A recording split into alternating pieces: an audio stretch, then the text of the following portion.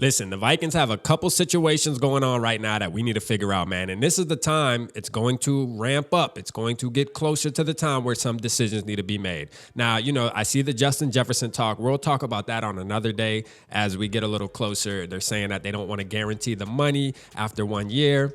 I can get it. He's a wide receiver, but I believe we should pay Justin Jefferson, but that's neither here nor there. We'll talk about that later. What we are going to talk about today, though, is going to be Danielle Hunter, number 99. Now, we remember last year, it's like we go through this every year with Danielle Hunter. The Vikings just do not want to pay this. I don't care who the GM is. They just do not see value in this guy, which is crazy to me, all right, because he definitely brings value. Now, I remember last offseason, we had some fans. It was like a 60-40 split where you had 60% of fans, at least on the polls I seen, that were willing to let Danielle Hunter walk. And then you had 40 who were like, no, we need to do whatever it takes to make sure he stays. Now, I'm going to tell you this. A pass rusher, man, his position is a premium position in the NFL. If we let Danielle Hunter walk, and I'm going to tell you, man, it's not only going to cause issues. Go back to 2020 when we didn't have a pass rush, and it's not only going to cause issues with the run game, it's going to cause issues on our young cornerbacks. All right, if you let Danielle Hunter walk. All right. First of all, you need to have a plan.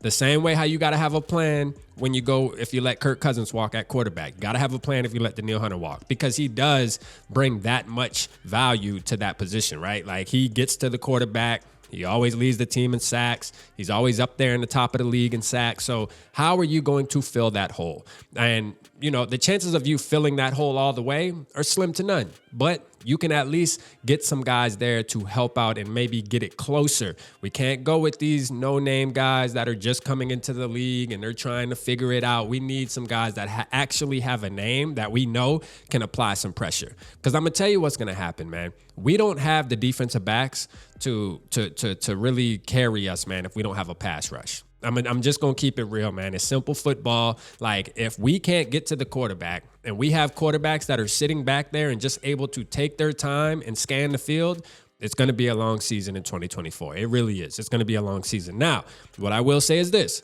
If you can go out and make a big splash in free agency and get a lockdown cornerback, like, think about this, for example. Let's say you let Danielle Hunter walk. All right. And then you mess around and you draft one of the guys in the draft, whether it's Latu or it's Verse, you wind up being able to get one of those guys, acquire one of those guys. But yet in free agency, you go out and you get a guy like Patrick Surtain. That is a good deal, okay? Because that right there will take some of the pressure off the pass rush. You still need a pass rush. You can't just go into the season without any pass rush at all. You still need something. But at least you have some hope there, because some of those young guys coming into the draft this year, they seem like they have really good talent, especially Verse, man. I love Verse. I've been seeing him getting mocked to the Vikings. So that would be a good pick. But what I will say, if you can get a lockdown corner on top of pairing him with Byron Murphy, oh, yeah, we in the game. Like, we in the game. You're going to have to do one or the other. Now, this is what I don't agree with, though. I see the Lions being one of the top teams that can get Danielle Hunter. I see the Bears being one of the top teams that can get Danielle Hunter, and I see the Jaguars. Okay, now Jaguars, it doesn't bother me as much. And let me just make it clear. I think we should try to keep Danielle Hunter. Like, try your best to try to keep Danielle Hunter. But if you went to the Jaguars, it wouldn't bother me as much. Now, we do have to play them, and I'm actually going to be at that game. You know what I'm saying? Because that's right there. I'm taking that drive. You feel me? But if he goes to the Jaguars, that's fine. You don't have to see him 2 times a year. But if he goes to the Lions or the Bears, man, something's not right. Like, listen, we have to stop wheeling and dealing with the guys right next door. Like, you know what I mean? There's already been too much communication and too much wheeling and dealing going on between the Lions and the Bears when it comes to the Minnesota Vikings. We got to stop. We got to start shipping our star players to the AFC some damn where. You know what I mean? Where we don't have to worry about them as much, because we're sending them right next door. They going to be coming over asking if we got sugar and milk they can borrow. You know what I'm saying? We got to stop doing that. We got to stop doing that. Now, I can see Danielle Hunter actually going to the Bears, though. Because why? Because Ryan Poles is aggressive, bruh.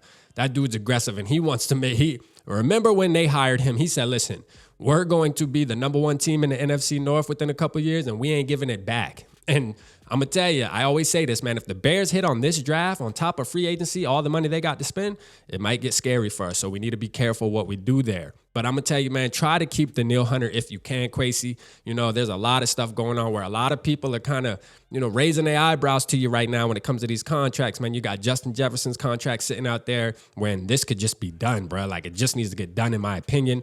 You got Danielle Hunter. What you going to do with him? Do you think you can keep him? I mean, I know the money's tight, but we got to figure something out, man. We got to keep some of these key pieces. And if not, if you let him go, you need to make sure you replace it even with another position, like I said, DB, that can help out. Because if you have no pass rush and you go into the season with young DBs, oh, man, it's going to get bad, man. Brian Flores, I feel bad for you. You know what I'm saying? But y'all let me know how y'all feel, man. Should the Vikings push hard to keep Danielle Hunter, or should we just let him walk to another NFC North team? Drop it down in the comments. Holla at your boy.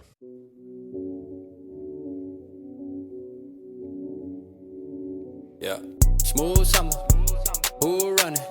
I hear them talking, but they ain't gon' do nothing. Celebration, I might have a toast with you. I'm feeling good, I'm feeling great, I'm terrific. We ain't taking no losses, we winning.